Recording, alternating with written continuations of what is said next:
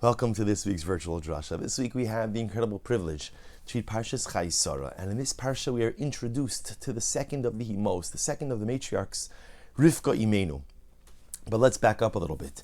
Sarah Imenu has passed away. Avram Avinu realized that not only has he lost his wife, and not only has Yitzchak lost his mother, but the truth is the Abrahamic initiative has lost its matriarchal presence. So he realizes that it is now time to find a wife for Yitzchak, both because Yitzchak has come of age, but also because to build this monotheistic enterprise forward, again, requires someone like a Sarah Imenu at the helm as well.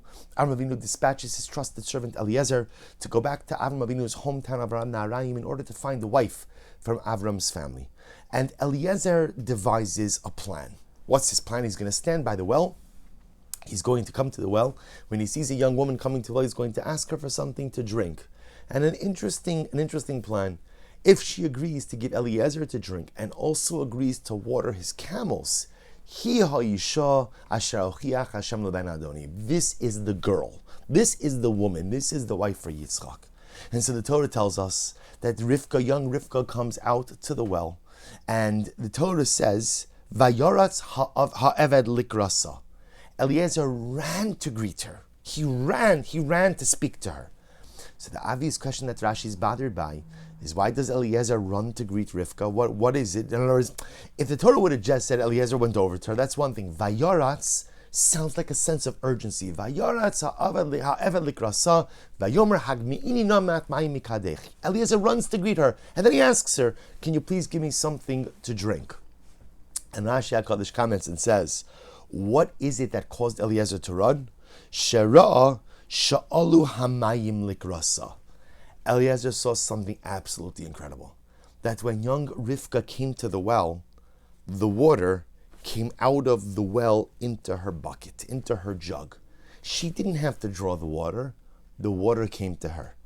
Can you imagine? Eliezer's watching this. He sees this young girl, he has no idea who she is. All he knows is that this girl, the water, again, Shera Sha'alu Hamayim Likrasa, the water itself rose up, Kiviyachal, to greet her. She didn't have to draw, the water came to her. Eliezer sees this like, wow, I don't know who this is, but something's going on over here. He runs to greet her. And the great tzaddik Rabbi Yitzchak Berdichev, Zechusa Yagin Aleinu, asks such a fantastic question. The truth is, the Ramban asked the same question as well. But the Rebbe says like this, I don't understand. So now you're telling me that Rivka didn't have to draw the water came to her. But yet if you just look a pasuk or two later, the Torah says, Vatishav l'chol hagmalim. Remember again the test of Eliezer. Eliezer is going to ask the girl for a drink, and if she agrees and gives him a drink and also offers to water the camels, this is the girl. So Eliezer runs over to Rivka, she gives him something to drink, and then in fact Rivka Imenu goes ahead and waters the entire flock, of Eliezer's camels. She does it. But yet the Torah says that to water the flock, Vatishav, she drew the water. So asks Rabbi Yitzchak, what's going on over here? You just told me before that Eliezer ran to her because he saw that the water is coming to greet her. Rivka doesn't have to draw the water comes to her. But now you're telling me by the camels that Rivka Imenu has to draw the water to Vatishav. She's drawing the water for the camels. So what's happening over here? And the great tzaddik Rabbi Yitzchak says something absolutely beautiful. Listen to these words. The Rebbe says, "Bepam rishona debedaita hayelishav hamayim litzarcha." You see, the first time Rivka Imenu drew water, who was she drawing it for? For herself. For herself. This was for her. So when it was for her, glal kin alu hamayim likrasa shelo tachiach atzma. So when she was drawing water for herself, HaKadosh Baruch Hu performed the nes that she shouldn't have to exert herself, the water should come to her. But says Rebbe something amazing. When she drew the water the second time for the camels, he writes, however, the second time she drew the water, shekavanasa haisa ligmal chesed. The second time she drew the water wasn't for her. The second time she drew the water was for a mitzvah. What mitzvah? The mitzvah of gemilos chasadim, the mitzvah of an act of charitable kindness. When it was for a mitzvah, therefore, lo alu hamayim likrasa. The water did not come up to greet her. Why not, says Rabbi Yitzchak? Shekisha adam ose mitzvah, Yoser nechshav la'asos pu'ula. The Rebbe says something amazing. Because when you do a mitzvah, part of the mitzvah is the exertion. Part of the mitzvah is the effort. What an incredible insight. You see, there's two acts of drawing water over here, says Rabbi Levi Yitzchak. The first time she drew water was for herself. So for the tzaddikas, HaKadosh Baruch Hu performs a miracle that she should not have to exert herself. The second time she draws the water for the camels of Eliezer, that's a mitzvah. And says the Heilige Rabbi Levi Yitzchak in Berditchev, when a person does a mitzvah, part of the mitzvah itself is the exertion. It is the effort that's part and parcel of it. So HaKadosh Baruch Hu did not allow the water to come and greet her. Instead, Rivka Imenu had to draw bucketful after bucketful, jug after jug on her own. Because the exertion is part of the mitzvah. And I think the Rebbe is teaching us such a profound and overwhelming lesson. See, sometimes in life, we want to accomplish something. And for whatever the reason, we often think, well, if what I'm supposed to do, if HaKadosh Baruch Hu really wants me to accomplish something, then everything should become easy. Right? Kind of like the table should be set, the road should be clear, there should be no obstacles, no impediments. If this is really the Ratzon Hashem, that I accomplish something, then it should just be a walk in the park.